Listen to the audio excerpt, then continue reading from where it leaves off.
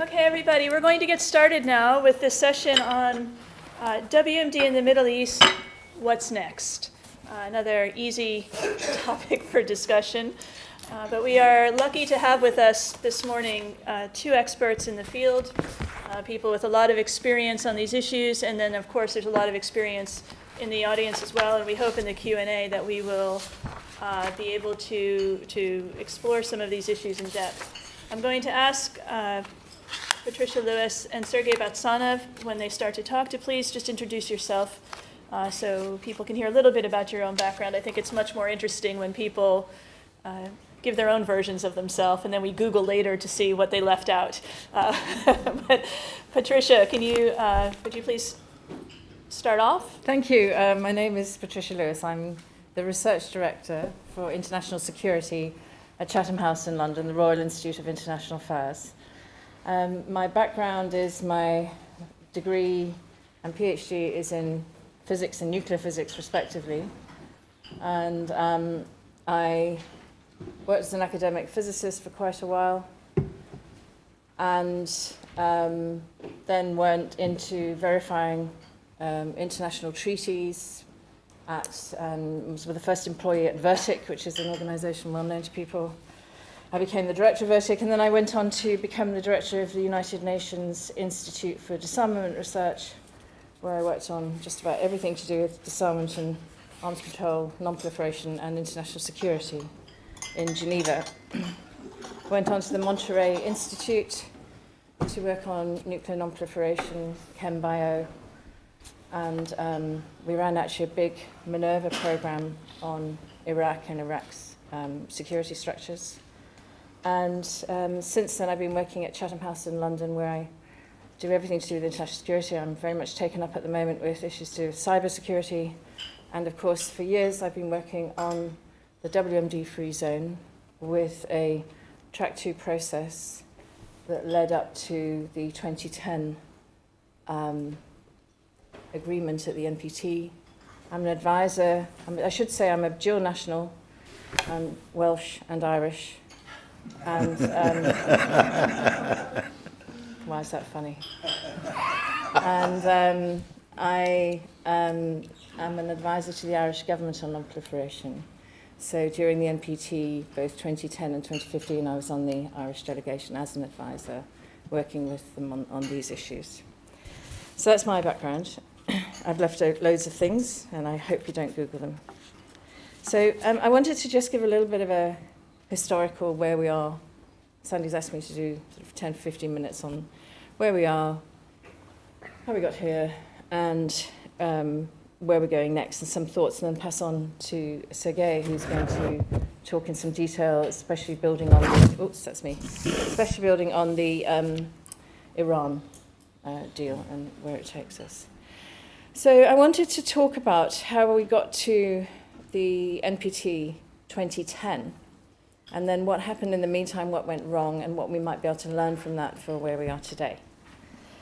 So in the lead up to 2010, as you all know, this was very much premised on the understanding that in 1995, the indefinite extension of the Nuclear Non-Proliferation Treaty was based on a set of agreements, written pieces of paper that formed a package for that indefinite extension. Contrary to popular belief, and I'm sure no one in this room thinks this is true, but contrary to popular belief, the NPT wasn't extended indefinitely by consensus. It was extended indefinitely with the understanding that the consensus was that there was a majority in favor of the indefinite extension. And that's very important. In other words, had it gone to a vote, which it could have done under the rules, there would have been a majority in favor. No one wanted to go to a vote for very obvious reasons.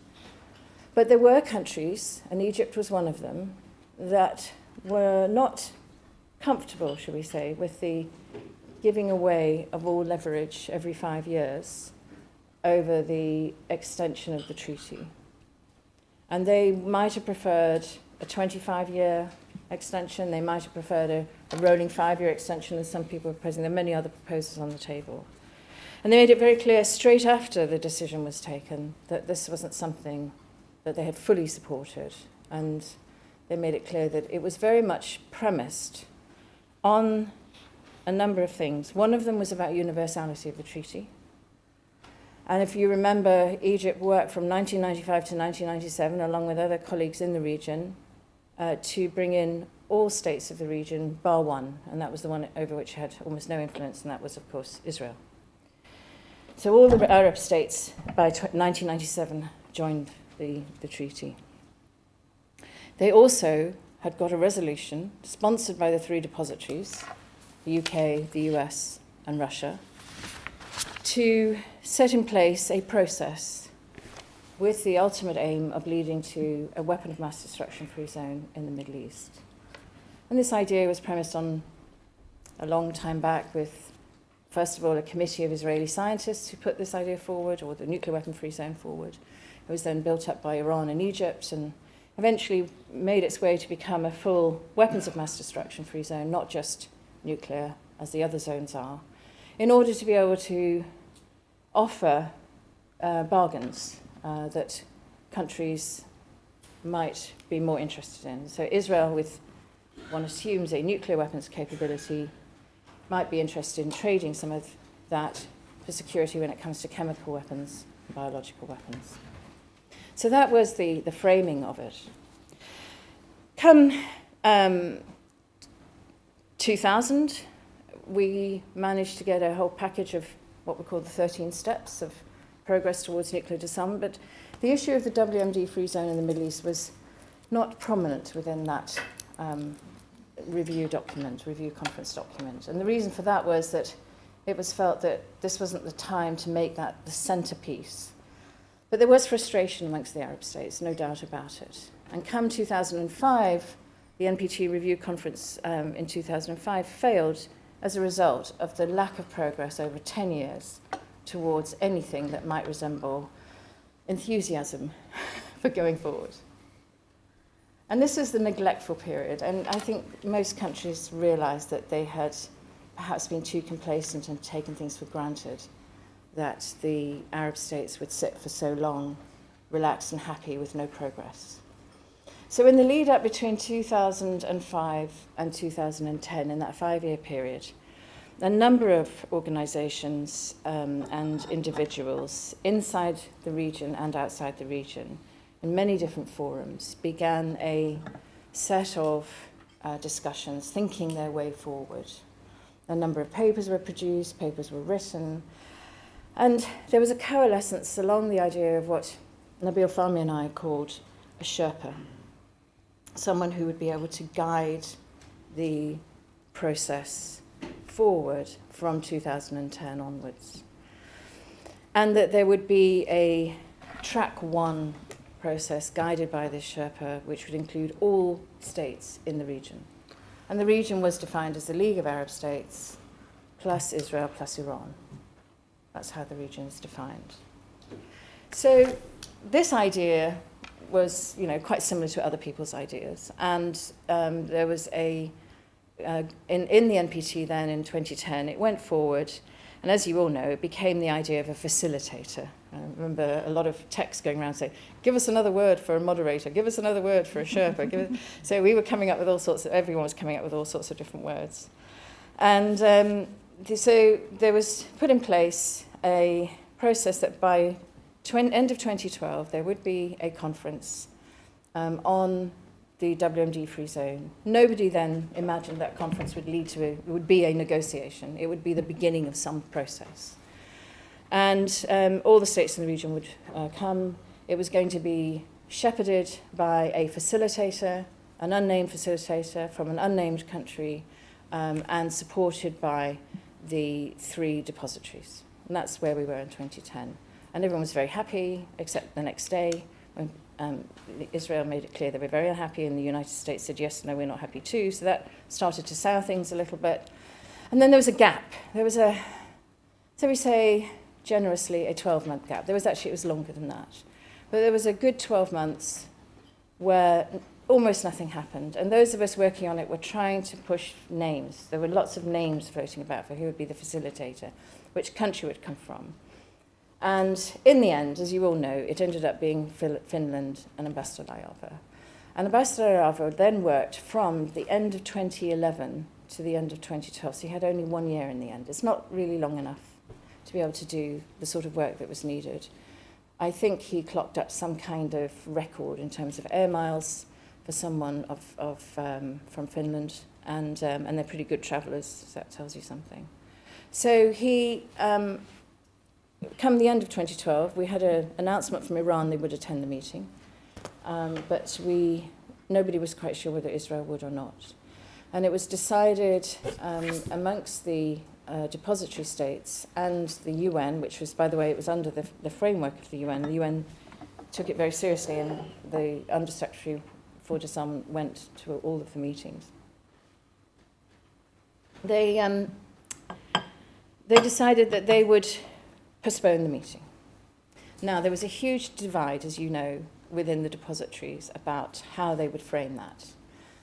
And I don't think it's a secret to say that the United States insisted that there be no date put on for a reconvening or another date for the postponed meeting. And Russia was very keenly in favour, I would say adamant, that there should be a date. And I think the UK was trying to bridge that divide, and perhaps people from the UK could add to that, but I think they were trying to find a way through. And as was Ambassador Laeva, as was the UN. But in the end, there was no date announced. And this caused an enormous consternation. I don't think the process ever quite recovered from it, in that it was felt that Israel had vetoed the whole conference. It wasn't going forward. The United States got behind Israel, and therefore nothing was going to happen. Now, things did happen afterwards. And Ambassador Laeva set up a consultation process in Switzerland. They took place in Lyon and in Geneva. There were a number of meetings. I won't go into all the details. Most states turned up, at least for one of them. Israel and the main Arab states, such as Egypt, turned up for all of them. The level was different throughout. Sometimes there were very senior people, and sometimes less senior. And all the way through, though, I have to say Israel sent very senior people, the UN sent very senior people, and the depository sent very senior people. But in the end, there was no agreement to go forward. And so no conference took place before the review conference of 2015. So come 2015, at the Non-Proliferation Treaty Review Conference, there were ideas put forward by Egypt, by other Arab states in the League of Arab States, and by Russia, by the depositories, and there was 4 weeks of intense negotiations that in the end resulted with no agreement. And as you know from the statements, that this was held by the United States and by others, including Canada, to be the main reason why the Non-Proliferation Treaty Review Conference failed. I don't think that's true, by the way. I think there were other problems with the review conference document, but that was certainly the point at which it failed. So we're left now, at the end of 2015, with no certainty about where we go forward on this. And there are a number of ideas out there. One of these ideas is to break it up a bit and do some work on chemical weapons, for example. Maybe develop a chemical and biological weapons-free zone for the region, as have, by the way, the Organization of American States declared themselves a chemical and biological weapons-free region. And that would be interesting, given the use of chemical weapons, particularly in Iraq and Syria recently, given the transfer of chemical weapons capabilities to non-state armed groups. There's a lot of interest, I think, in thinking that through. And that's something that we're certainly keen and working on. Another idea is that there be a regional approach, that this should come from the region. And one of the things I would say as an observer is that I've been quite surprised how often countries in the region are waiting for those outside, particularly the depositories, to nudge and to push, and instead of taking up this ball and running it with themselves. And there has to be a ownership from the region. There really does. So how to make that happen is difficult, I think, because it's almost as if they're waiting for agreement for that to happen. And of course, the agreement has to come as a result of that happening. So one suggestion is that Egypt and Israel should just knock their heads together and get this going together, and that's not a bad idea. Other is that other states, and Iraq has been mentioned, Iran has been mentioned, and Sergey will go on to talk about those, take it forward more collectively. Some have suggested Saudi Arabia go forward with the idea. Others, of course, have said, well, we need to go back just to track 1.5 or just to track 2. And certainly track 1.5 and track 2 have to be part of this, there's no doubt. Indeed, that's where most of this has come from. But this feels like going backwards if you just go back to that. This has all been done. The track 1.5, track 2 have really been the petri dish for this approach. And while they need to continue, they need a track 1 thing, process or event or something that they can work towards, and they're not just in a vacuum. I think working in a vacuum with track 1.5 is very difficult. And it's very difficult to get funding for it. And that's the other problem. The funding sort of vanished out of this a bit. Finally, there's an idea that's been around for a long time, and I will propose it again. I think it's a very good one, that a regional centre for security dialogue be set up. There are UN centres for peace, security, and disarmament. I can't remember the exact titles of them all. They've all got slightly different titles. In Latin America, in Africa, and in Asia. There isn't one, and there is no framework for discussion in the Middle East. And we need somewhere for all the states to be able to come together in a way that they're allowed to come together and talk about things that are difficult to talk about. Nothing more than that. It doesn't exist. And the only place they can go is the UN in New York or Geneva or wherever. And that's the problem. So what we need to see, and I'll end here, is we need to see leadership from the region. Where is it? I think that Egypt has shown leadership all the way through, but they're clearly, with everything going on, they're clearly not showing the sort of leadership that's been able to nudge it over the finishing line. And so they need support, they need others to step up, and that means perhaps disagreeing with the approach. Maybe there are other things that can be done that might work better. And then my question is this really so hard to do? I mean, we've heard examples of real courage this morning. We're going to hear examples later on of real courage. Is this such a difficult thing to do? To set up a conference, to set up a negotiation, to start thinking about regional security, to turn up to meetings where people are that you don't like and don't get on with, or you feel, that you shouldn't be in the same room as them? Is that really such a difficult thing to do when the security of all the peoples in the region, if these weapons are used, as we have seen, is at stake? Well, thank you very much, Patricia. You've done an excellent job not only keeping to time, but raising the salient points about where things are going next as well. Now we'll move on to Sergey Batsanov. Sergey, I'm also going to ask you to introduce yourself. I should have made clear in the beginning that both speakers are also members of the Pugwash Council internationally. Yeah, but just for the record, they don't have to Google that one. Sergey, please introduce yourself and then lead us into the next aspect of this discussion. Thank you very much. So my name is Sergei Batsanov, and I am a Russian from Russia. And my background, or rather the major part of my background, is arms control, disarmament, non-proliferation diplomacy. And I started my career in the then Soviet Foreign Ministry, which later became Russian Foreign Ministry. Which was kind of not really normal for a diplomatic career.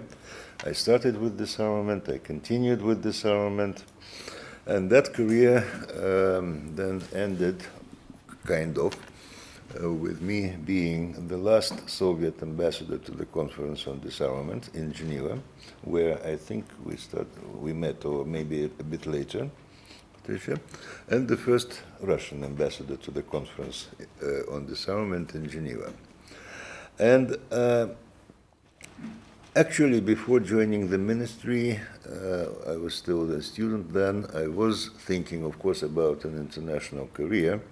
I wasn't thinking about disarmament when I met a very distinguished Soviet negotiator, the first head of our delegation to SALT talks with the United States, who told me about how the process is going, also how the process within a delegation is going.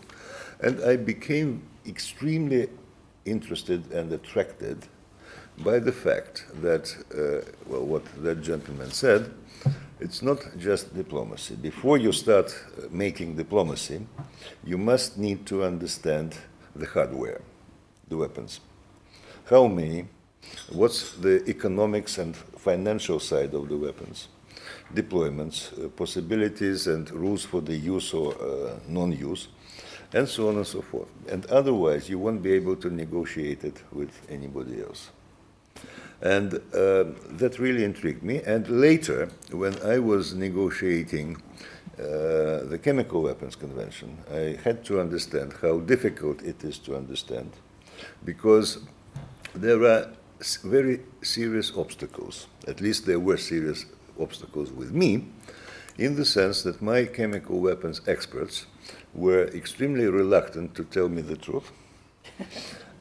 And besides that, I found that there was a kind of a maybe cultural or psychological divide, apart from those people being ready or not ready to tell you the truth, which complicated for a diplomat like me, and I had to overcome it, and I have to pressure my experts and to lock them up in a room until they, at night, almost literally, until they were able to explain to me in a normal, with normal words, what the situation with the then kind of non-existent Soviet chemical weapons was. But that was fascinating, and I liked it very much. And then what happened to me was that I went to The Hague after the Convention on Chemical Weapons was completed, and participated rather actively in building then the new international organization on the prohibition of chemical weapons, which of course is based on the convention. Spent about 11 years there, with a short interval when Russia failed to ratify the Chemical Weapons Convention. It was 97. I went to Russia and got a kind of a temporary assignment from the government as a de facto coordinator for ratification efforts. That was also extremely interesting, because one first had to understand why the ratification failed in the first place, well, I discovered several lies in the papers submitted by the highest levels in the government to the parliament, which were not true. And the biggest question for me was how to make sure that those lies were corrected. And that required quite an effort within the government in explaining to the Organization for the Prohibition of Chemical Weapons what kind of signals they should be sending to Moscow, and so on and so forth. But at the end it was successful. And then I moved to Geneva, where I was invited to join Pugwash, and this is it. And here you are, very well placed now to take all of that experience to explain to us what's happening now after the Iran nuclear deal and what's going on with chemical weapons issues in the region.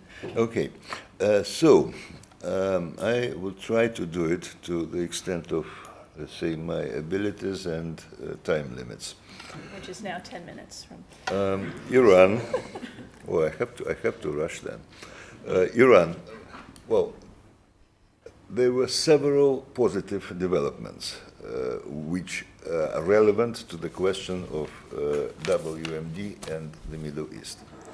One of them is the conclusion of the so-called JCPOA, Joint Comprehensive Plan of Action on the Iran nuclear program, which basically closes officially the controversy about the Iran nuclear program.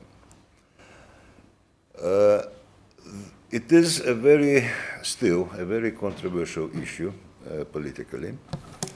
The agreement withstood a fierce attack on it primarily in the United States, when the Republican majority on the Hill at first wanted to kill it and take a resolution, adopt a resolution basically prohibiting the President of the United States to go ahead with this agreement. That failed. Then there were several other kind of intermediate steps, adoption of the UN Security Council resolution, beginning of work to implement this agreement. One step has just been taken, another positive step, and that is the closure of the so-called possible military dimension file on Iran. There was a report by Director General of IAEA, Amor, on the 2nd of December, and just last week on the 5th, or this week on the 15th of December, the Board of Governors adopted a resolution closing basically the PMD file. Before the so-called implementation day comes, and implementation day basically means, in simple words, that all parties have done certain necessary things that would be registered, if necessary, confirmed by the IAEA in Iran, whether certain mechanical sort of actions by Iran, reducing the number of centrifuges, beginning and actually removing those centrifuges from Fordo, shipping a certain amount of low-enriched uranium to Russia, beginning or making irreversible, basically, the process of rearranging the Iraq heavy water reactor, not, of course, finishing it completely. And then, when all that is done and registered, then the process of sanctions removal would start on that so-called implementation day. I think we are now in a situation where we can envisage the implementation day coming mid-January, between mid-January and sort of mid-February. Why I'm mentioning mid-February is because it's possible that Iran may complete all those necessary projects by mid-January, and then Amor, Director General of IAEA, is on the record saying that his agency would still need some weeks to finally confirm all that. But in any case, I think it's near, and I think it shows that the process is going forward rather strongly. That is very encouraging, very good, and sends around, in my view at least, very good signals. I still have concerns about the future of this agreement, though. There are several, let's say, potential, at this point, risks that may undermine the progress, very great progress reached so far. One is the question about what will happen at the US presidential elections, because among the potential future US presidents, there are some, especially on the Republican side, who simply are promising to kill the agreement with Iran. And there are some on the Democratic side who are kind of sending signals that although they go along with the agreement, they would still like to do something about it to make it better. If not on the paper how it is written, at least in terms of its implementation. And I think there is a big risk. Another risk comes from the source, or from the fact that when it was found out that the agreement goes ahead,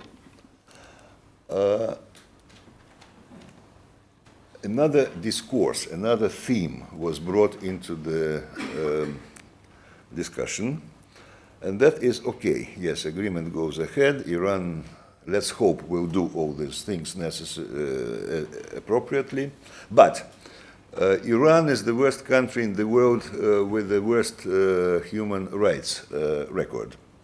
And we should impose new sanctions on Iran because of its human rights record. Now, of course, number one, Iran, well, looking from the European perspective, maybe there are problems with human rights in Iran. It would still be absolutely wrong to say that this is the worst country with human rights. There are some other countries whose human rights record may be worse than Iran's. Then, what is the purpose? The purpose is still to keep Iran kind of economically isolated and subjected to sanctions, and to renew the sanctions. And the Iranians have been very much on the record, and in fact, that is also reflected in the papers from the negotiations, that if sanctions are reintroduced, the Iranians go away from the implementation of the Joint Comprehensive Plan of Action. So another possibility to have the whole thing ruined. And then there is a third one, a little bit more in the future. There is another false discourse based on the mispresentation of what JCPOA is. And that is, after 8 years, Iran would be free to resume its nuclear weapon work because JCPOA would be over. It's a longer thesis, but because of time constraints, I would not go that much into it. But it is, of course, wrong. In 8 years, JCPOA doesn't end. Now, there may be certain provisions that would have be exhausted or implemented fully and therefore put aside. But Iran's obligation, let's say, never to have nuclear weapons still stays, both in the NPT and in the JCPOA forever. Iran's obligation to be bound by additional protocol to the Comprehensive Safeguards Agreement will not go away, so verification will not go away, and so on and so forth. But nevertheless, I am concerned about what will happen around the 7th, 8th year down the road, because there are indications of intention to kill the JCPOA if it lives till then. Second positive thing was not in relation to Iran, but in relation to Syria, and that was Syrian chemical disarmament. And here I would like to say that actually in the very tense situation of August 2013, early September 2013, the idea to put it bluntly, to twist the arms of Mr. Assad's government and Mr. Assad himself in order to make them join the Convention on Chemical Weapons and eliminate chemical weapons, and thus help prevent the impending military attack on Damascus and other places in Syria, to a large degree came from Pugwash.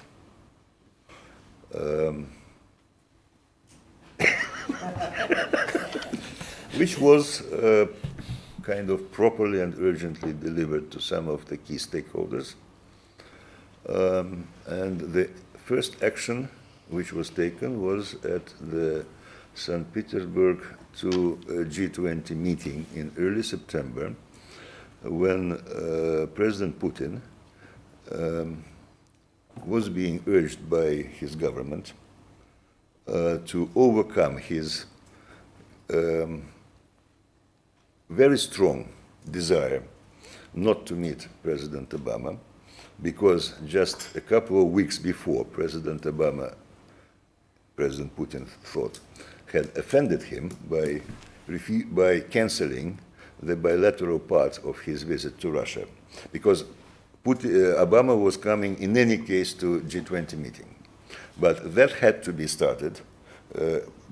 He had to go to Moscow before there was an agreement to have a bilateral with the Russians, with Putin. And in the wake of the scandal over the Snowden case, Obama was, in my view, ill-advised to cancel the bilateral visit to Moscow. Okay, and Putin was saying he didn't want to talk to him anymore. So he talked and made this proposal. Obama was interested, but suggested that the whole idea is first shared with Cameron, and that also took place in St. Petersburg. And when Cameron sent back some kind of positive, cautiously positive message, the US agreed to allow here in a positive way, allow the Russians to give a try with Syria. And the first Monday after St. Petersburg, Minister Mualem, Foreign Minister of Syria, was in Moscow discussing these things. So it worked at the end. And when it became clear it worked, on the Friday of the same week, started the meeting between Lavrov and Kerry in Geneva, which was difficult, going slowly, but which resulted on Saturday next day, on the 14th of September, with the agreement on how this whole thing will be done. I would not explain how it will be done, or how it was done, but at the end it has been done. There are some big issues still remaining here. If you give me, 3 minutes? Not even, about a minute and a half. The question of the use or suspected use of chemical weapons in Syria, and now also in Iraq. The Organization for the Prohibition of Chemical Weapons is working on that together with the UN. There will be a first report, I think, late February or something like this. There are some questions about completeness of the Syrian declaration. OPCW is working on this. There will be a report also more or less at the same time. I'm a little bit concerned about the political repercussions from those two reports, also because, like in the case of with Iran, a lot of accusations were made against Iran, which were false, and I can stand on that very firmly. Or there was something wrong, but not so much wrong, and that little wrong became enormous wrong in how it was presented to the world at large, to the IAEA, and by the IAEA, and so on and so forth. So this is a whole different group of issues that I think we should consider why and how small things can become such enormous things, and how one should prevent that from happening. And the last positive and interesting element, not really noticed in many places, was the decision of Palestine to become a party to a non-proliferation treaty. I honestly don't know why they decided to join the NPT and not, for example, the Biological Weapons Convention. But anyway, when they decided to join, and this is of some interest, so please excuse me, they asked Moscow whether Moscow would accept the instrument of ratification. Moscow, of course, said yes. They asked London, and London said, okay, you can bring it. I think they didn't ask the United States because they knew in advance what the result would be. But for the NPT, it's sufficient that just one depository accepts it. It's a special formula. John Kerry signaled his acceptance of Palestine joining the NPT in a very, in my view, elegant way. In his message devoted to the anniversary of the NPT, filled with all the good, correct, and standard words about the importance of NPT, he said, and it is also very good that now the NPT has the biggest number of participants, of states parties, among all similar international disarmament treaties. And if you didn't count Palestine, that wouldn't have been correct. and he chose, and it would nobody would have noticed if he didn't include that phrase in his statement, but he did. I think I have to finish. Yeah, thank you very much. Thank you to both of our speakers. Now we're going to open up for questions. We have just under 15 minutes. I would suggest we take a couple questions together and then let the panelists have a final couple of minutes to respond. So our the first question is over here. Dan Plesch, who I should say is the director of a co-sponsoring organization for today's event, the Center for International Studies and Diplomacy at SOAS. So Dan, thank you for... and also a Pugwash member. That's right. More importantly. Most importantly, a comment and a question. The comment really, I think, is Pugwash should be proud and remember its role with my university in holding a series of public-private sessions from 2006 onwards on the zone. And I think that that technique of inviting, well, in fact, this was a discussion we had with Hugh Beach, and he spoke at many of these conferences, which we did together with British Pugwash, where we invited people at foreign ministry level from all the relevant states to come and speak about the zone. And this made ministries think about it and think about debating it in public in a way in which they hadn't before.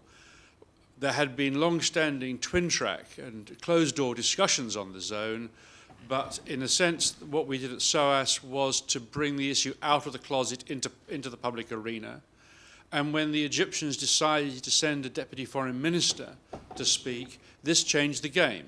Others felt they needed to speak, and in the end, we had several years in, after much hand-wringing in the ministries, we had President Obama's Special Representative on Proliferation. And this brought the issue within the ministries and between ministries to a higher level of consideration than would have happened otherwise. And I think it is a lesson that actually bringing states into open public discourse on difficult topics can help move the issues forward, because some of the states discuss it in public, others need to, and it changes not only the public perception, but the level within the ministries at which these topics are discussed. And looking at this issue going forward, as we are now back into an impasse, it may be that we need again to resume that public dimension. And of course, there were the private, more familiar discussions that went on in parallel with that.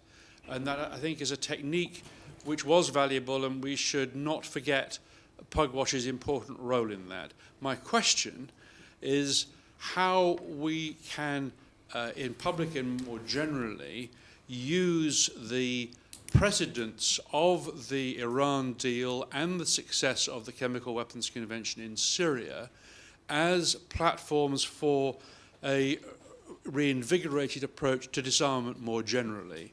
Because the public, we're always told, we cannot have these agreements because they're all too difficult, all too technically complicated, and in any case, they will never work with the most difficult cases and the most difficult states. Well, I think Syria and Iran are variously most difficult cases and most difficult states. And I think we should use this as a platform, not only for progress in the region, but more generally. And I would welcome the panel's comment on that. Thank you. Okay, thanks. Maybe we can take a couple more questions quickly, and then we'll go to the final. We've got Christopher and Rebecca. Joy up here. Oh, sorry, Lord Howe first. Can you stand up, please, and you have to say who you are. Christopher Watson, British Pugwash. A quick question to Patricia. My notes on her final sentence read, the overriding need is for leadership. Is it really so hard? And those words I was naturally very sympathetic towards, but that does not seem to be the main body of opinion as expressed in the aftermath of the 2015 RevCon. Most people seem to think that what RevCon has proved is it's extremely hard, and that however you try to design a group which could do the bridge building, it's going to have so much internal squabbling or external disagreements with those who are not part of the bridge building exercise that it will never work. I'd love to hear how you comment on that. Okay. Can you pass the microphone behind you, please, to Lord Howe? Just right behind you. Right. Must I I ask you stand to up? stand up? Yes, please. I don't really want to be in the webcast, so I'll sitting down. My name is David Howell, and I've served as a minister at various levels in Civil Service Department, Employment Department, Northern Ireland, Energy, Transport, and latterly in the Foreign and Commonwealth Office. And I've got two questions, neither of which have got anything to do with that at all. The one is, and also nothing to do with politics, although I come from that scene. The first is this. I received from the U.S. Department of U.S. Defense Science Board a paper yesterday, which began with the words, in the new cyber situation, we can have no confidence that our nuclear weaponry, or that of our allies, including the United Kingdom, is secure. The pace of development in cyber science is so rapid that while we may have taken precautions and protections on the control systems governing nuclear weapons, we cannot be sure that our opponents haven't developed more sophisticated interventions which could completely negate and nullify the effect of our nuclear weapons. This is what the Defence Board say. So my first question really is, how does that sort of scientific shot across the bows of much that Pugwash has been devoted to and we're all concerned with, which is obviously the mutual control of and de-escalation of nuclear weapons, how does this sort of new cyber dimension cut into all that and really make us have to go back to the drawing board and start again on who's controlling the cyber technologies, which in turn can undermine the nuclear technologies? And unless we're prepared to face that issue, which is now becoming central, we could find ourselves fighting yesterday's wars and concerned with yesterday. And my second question is more a sort of energy one, and about Iran. One of the concerns in the US Congress is that Iran is going to, when sanctions are lifted, pour another couple of million barrels a day of oil into the world markets, and the price is already flat, and every inventory is full, and people are hiring ships to fill with oil, and as much as a glut, in fact, of oil, and the price will probably go down to $25 or even lower than that, and that's a concern. But I only relate this to the Iran negotiation in the sense that the negotiation does have these sort of repercussions, because $25 oil will, in turn, is already undermining the budgets of most of the Middle East.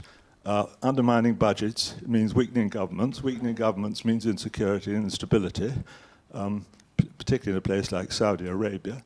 And therefore, all kinds of geopolitical repercussions flow from this simple business of lifting sanctions and allowing Iran to sell more oil. Of course, the other side of the story is when they come to sell it, they won't get anything like the resources that they hoped they were getting when it was $110. So that will take the smile off the face of some people in Tehran. But these are huge repercussions from what we're discussing here, which perhaps don't get analysed as often as they should, because they can all blow back and change the starting point from which we thought we were in the first place. Thank you. Thank you. And then I think the final question, if you can hand the microphone to Rebecca, please introduce yourself. I'm Rebecca Sharkey, UK coordinator at ICANN, the International Campaign to Abolish Nuclear Weapons.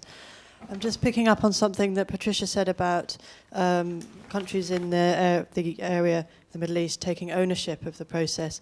I just wanted to ask what more we can do to support campaigners in those countries. I was speaking the other day to my colleague Sharon Dolev, who founded the Israeli disarmament movement, and they're very bravely campaigning in these very difficult countries, and especially in Israel, where it's a very taboo subject. So basically, yeah, just and I know we also have ICANN has campaigners in other countries across the Middle East. And what more can we do to support those activists in bringing about a WMD-free zone? I'm sorry, was there one more question back? Okay.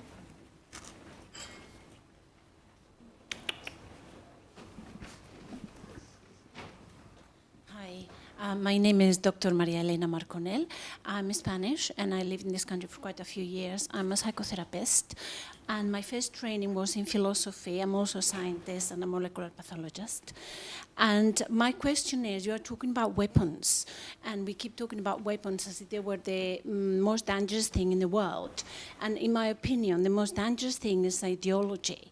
If you do not have a counter-ideology to what's going on in Syria, I don't think the problem is going to be resolved, really, because you can win a war, but the ideology will still flourish somewhere else. I will answer to that later. Okay, Rosemary? And then we really do need to conclude. I know there's so much, we're just starting discussions that will continue throughout the day. I'm Rosemary Hollis. I'm a professor of international politics at City University, and it's only in response to the last point made. I wonder if I could suggest that rather than one counter-argument to the phenomenon of ISIS or whatever, we consider that reality means there's a spectrum of different narratives, and some of them can coexist. To look for just an antidote to just one narrative is a hiding to nowhere. It's what? A hiding to nowhere. So now our speakers have the task of trying to answer very thoughtful questions, any one of which could be a full Pugwash workshop, and in fact many of those questions, including the oil issue, have been the subject of multi-day Pugwash workshops, but we have to keep to time, so a couple minutes each, please, and then, because I know there are people tuning in from South Asia at promptly the right time for the next session, so good luck. Do you want me to go first? Yes, please, Patricia. Okay.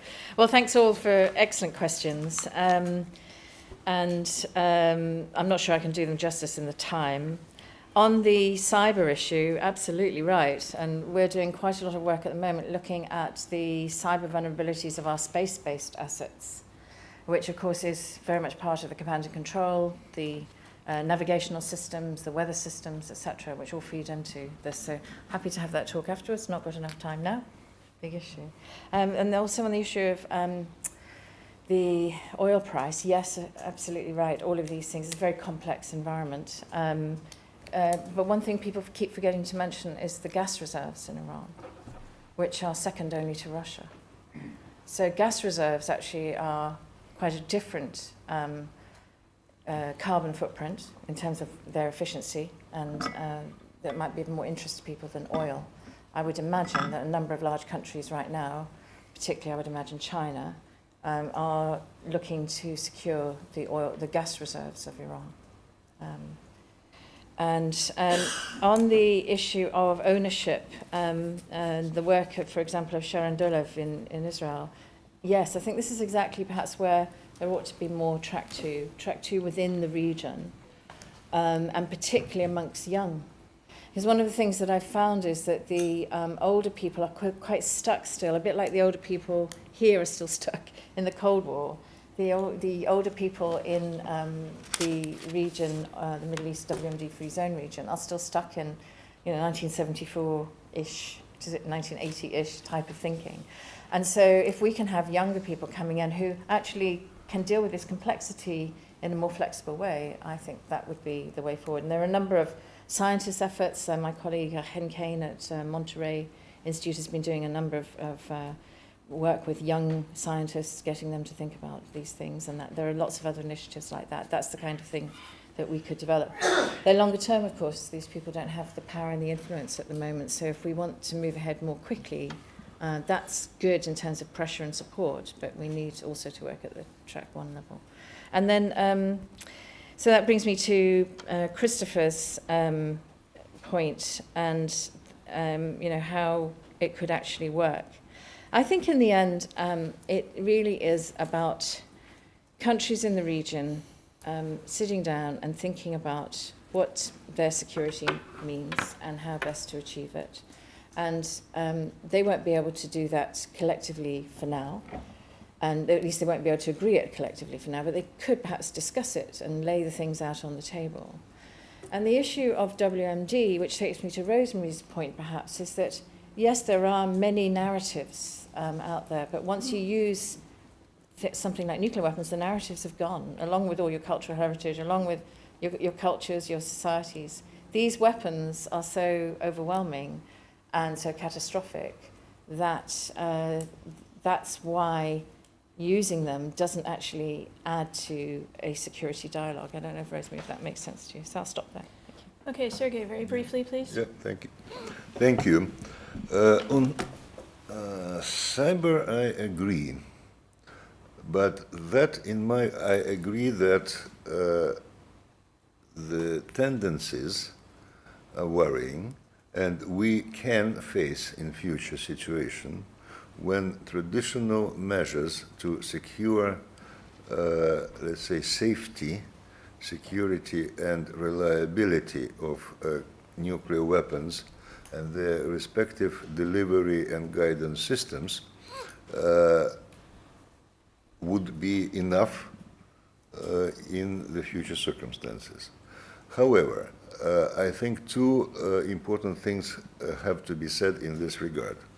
One is that while it is an issue, it is very important not to address it in a kind of very narrow circuit, be it the group of participants in that work, number one. So we need to be able to begin a wider international cooperation on cybersecurity, in other words. And second, the cyber security, or the cyber threat, if you look at it from a different direction, I think is not the only issue here. We have entered a period when other methods of warfare are entering the scene. And that in itself carries with it several factors of destabilization. So I think we need to look wider and higher and deeper in that sense. Second, Iran, oil, and so on. Well, the oil prices started falling down not because of Iran, not because even of Iran nuclear negotiations, as we know. So you can imagine several ways of addressing the problem. One is to delay the sanctions relief for Iran. Another is to really jump on Saudi Arabia, for example, and convince them to limit their production. And there is a third factor, or element here, is that if I'm not mistaken, a couple of days ago there was a report that the United States is preparing to start exporting oil itself, which it was not doing for some time. So how that can be put together, it is indeed a problem for a number of oil and, because it's connected, gas exporting countries. Well, we'll see. But in a more general sense, if you take if not, let's say, the clear international obligations, but at least the thrust of the movement from the Paris Agreement on climate change, I think the direction from there, and if you follow that, is definitely the gradual lowering of dependence on oil and gas and carbon fuels. And that is not just for exporting countries, for importing countries. Well, it is a challenge for everyone to adjust. Thank you. We're going to have to move on, I think, to the next session, Sergey, if you will Yeah. bear my indulgence. We have Yes, to, yes. Okay, I'm sorry. No, I'm sorry. No, it's fascinating, and these issues are, they're complex. I encourage everybody to please look at the Pugwash website. We have reports on there from meetings that have happened throughout the Middle East on all of these sorts of issues through Europe and different capitals. Pugwash is quite active on these issues and welcomes people to look through our website. More reports are there than I think sometimes people realize. So please join me in thanking our speakers. You're also welcome to sit here if you don't want to change over. It doesn't matter. Paolo's there. But we will very quickly go into the next session. Thank you to Sergey and Thank you. Patricia.